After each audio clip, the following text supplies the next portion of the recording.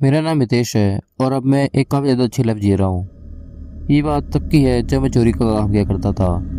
आप में से कई सारे लोग सोच रहे होंगे कि मैं पागल हूँ क्या जब मैं चोरी के काम यहाँ पर बता रहा हूँ। तो नहीं, क्योंकि मैं पहले ही इस काम के लिए जेल जा चुका हूँ और इसलिए अब मैं कहानी सुनाने के लिए बिल्कुल सेफ हूँ।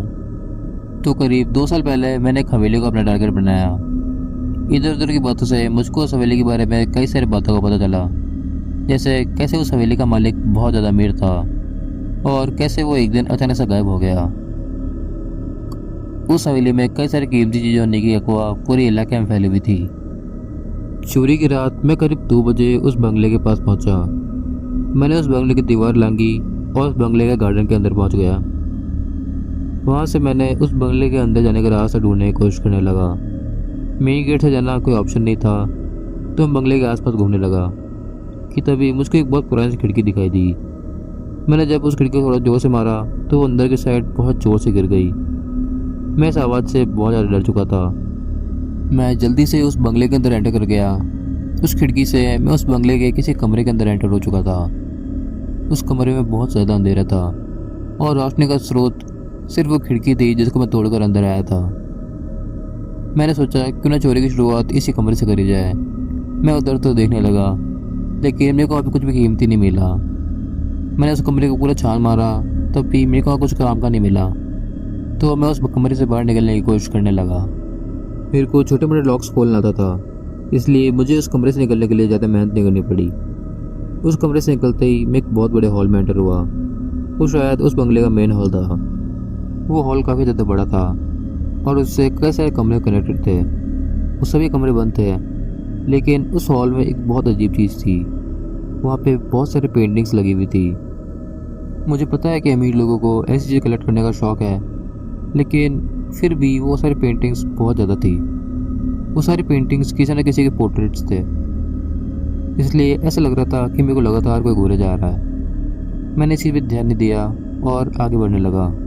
तभी मेरी नज़र एक तस्वीर पड़ी। वो एक औरत की पोर्ट्रेट थी।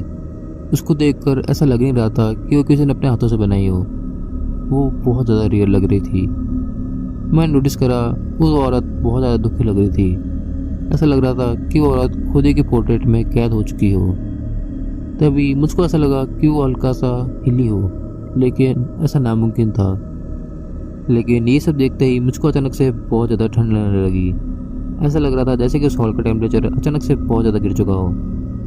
मैं अब इस घर में नहीं रुकना चाहता था, लेकिन जैसे मैंने अपनी नज़र उस पेंटिंग से हटाई, मेरी नज़र एक दूसरी पेंटिंग पड़ी जिसमें एक आदमी था, लेकिन उसकी आंखों की जगह सिर्फ 2 काले गड्ढे थे।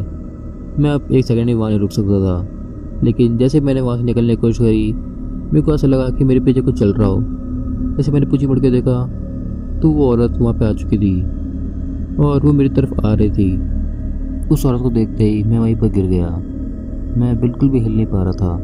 पता नहीं ऐसा क्या हो गया, लेकिन मैं अपने शरीर को बिल्कुल भी हिला नहीं पा रहा था कि तभी मुझको महसूस हुआ कि बाकी की सारी पेंटिंग्स भी जिंदा कोई हो और सारे लोग मिलकर मेरे आसपास इकट्ठा हो रहे थे। मैं बहुत ज़्यादा डर चुका था, लेकिन मैं कुछ भी करने की हालत में नहीं था।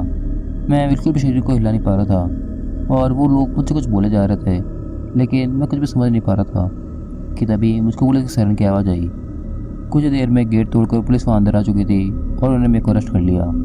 बाहर निकलने में मेरे को पता चला कि किसी आदमी ने मेरी कंप्लेंट कर दी थी। असल में उसको खिड़की तोड़ने वाली आवाज़ सुनाई दी गई थी और उसने पुलिस में रिपोर्ट कर दिया था। पता नहीं इसको हम बुरा क्यों या अच्छा, लेकिन कुछ महीने जेल में बिताने के बाद मैं जेल से बाहर आ चुका था। मैंने वो चोरी का काम भी छोड़ दिया और अब मैं एक काफ़ी अच्छी ज़िंदगी जी रहा हूँ। लेकिन अब भी जब मैं उस बंगले के बारे में सोचता हूँ, मेरी रूह काँप जाती है।